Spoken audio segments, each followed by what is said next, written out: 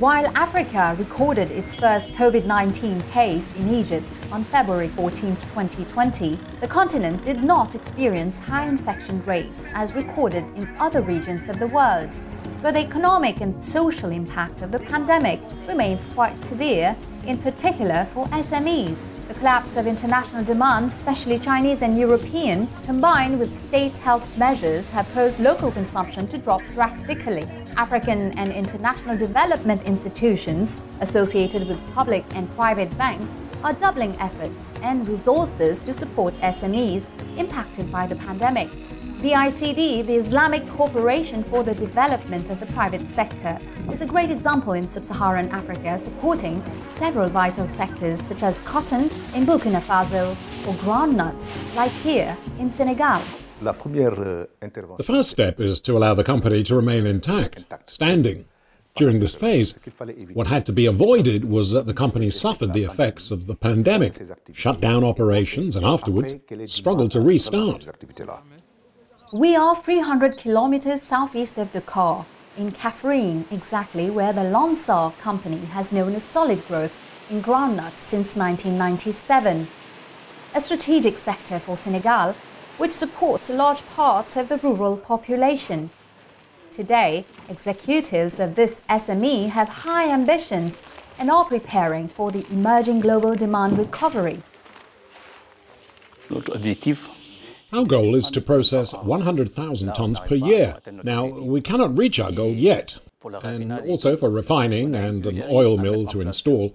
In 6 months, we will put this in place and make oil and refined oil. The crude peanut oil is exported, and the refined oil locally. An investment financed by the National Bank for Economic Development, BNDE, with the support of ICD, which has set up a €12 million credit line specially dedicated to reinforce the resilience of African SMEs to cope with the impacts of COVID-19. For Lansar, one of its clients, the bank has set up a specific line of credit.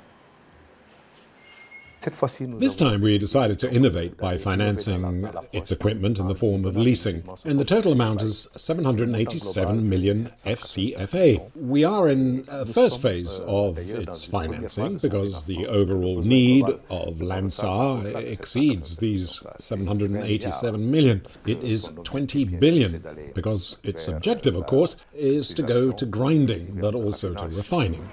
An industrial project which should participate in the recovery of the country's economic growth, but also in the reduction of unemployment and poverty. On an economic perspective and in terms of jobs, you can see that 210 people are employed every day, including 60 permanent staff and 150 seasonal workers. For me, this company allows some people to stay here and not go to Dakar to look for a job. It has a bright future, and we have to do it here in Senegal. Note that 2/3 of the rural population today grows peanuts. From a social perspective, it feeds many families in Senegal. So Senegal has an interest and an obligation to support this sector.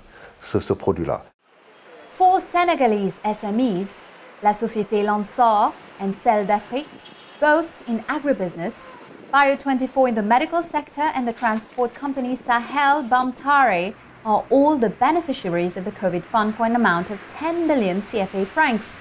For BNDE, this partnership with the Islamic Corporation for the Development of the Private Sector has opened the doors to other institutions and therefore other sources of funding.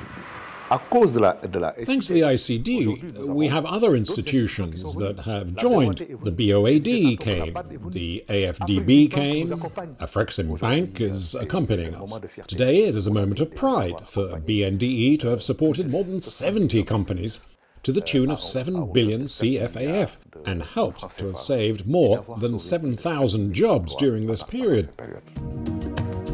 Burkina Faso is a good illustration of how development institutions and private banks can successfully put in place financial resources that meet the needs of SMEs in the face of COVID-19. With an annual production of nearly 3 million tons of cotton, the so-called African white gold is the other economic pillar of West and Central Africa.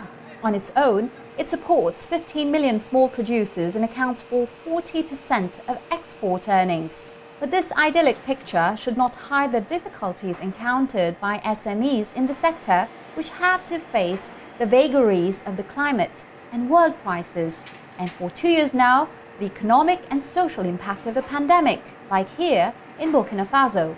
It must be said that, like other companies, Sakoma has also suffered the aftermath of the COVID-19 pandemic. We must remember that this pandemic caused a depression in world cotton prices during the first 2 quarters of 2020, triggering shortfalls in sales.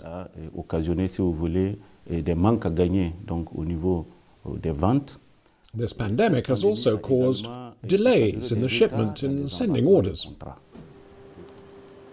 In this case too, a partnership between a private bank, Chorus Bank International and ICD, enabled to set up a credit line to meet the needs of these Burkinabe SMEs who wish to strengthen their transformation capacity.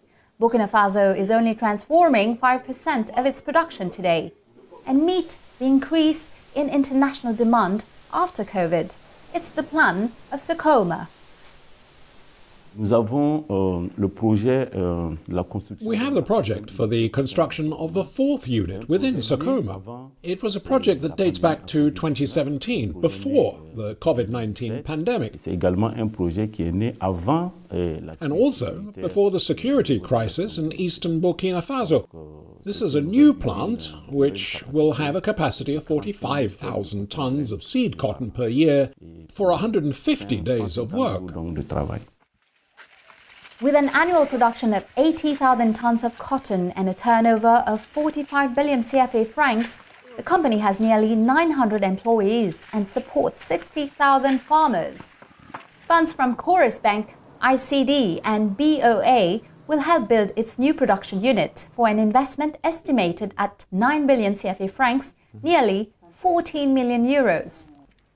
We have supported the Sakoma company through the construction of a 4th cotton ginning unit in Ouagaye, with funding of nearly 3.25 billion CFAF.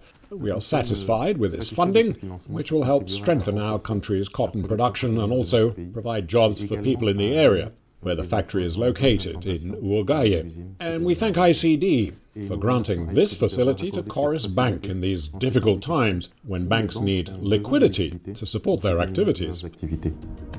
Development banks, as well as public and private banks, are striving to sustain African economies, and their work are now starting to bear fruit. These moves will allow African SMEs to once again play the leading economic and social role they played in their country before the pandemic.